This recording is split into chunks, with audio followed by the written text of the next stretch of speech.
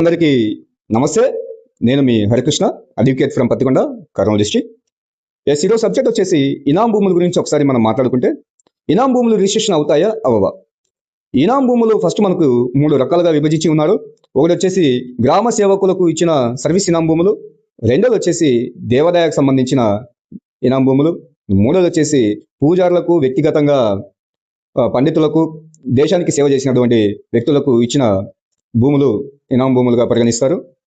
ప్రస్తుతం ఇనాం భూములు రిజిస్ట్రేషన్ అవుతాయా లేదా అనేది ఒకసారి పరిశీలిస్తే, ఇనాం భూములు రిజిస్ట్రేషన్ సంబంధించి మీ దగ్గర ఏదైనా ఇనాం భూములు ఉంటే మీ రెవెన్యూ రికార్డులోన ఆర్ఎస్ఆర్ రీసెటిల్మెంట్ రిజిస్టర్ దాంట్లోన మీరు ఒకసారి 17వ కాలంలోన ఏది రాసి ఉందో ఒకసారి తెలుసుకునే ప్రయత్నం చేయండి. అక్కడ గనక ఆ 17వ కాలంలోన దేవాదాయ శాఖ సర్వీస్ ఇనాం భూమి అని చెప్పి రాసి ఉంటే అవి ఏ విధమైన రిజిస్ట్రేషన్ అయ్యే అవకాశం లేదు. ఒకవేళ అక్కడ ఏ విధమైన రాయకపోతే అటువంటి ఇనాం భూములకు రిజిస్ట్రేషన్ అయ్యే అవకాశం ఉంది.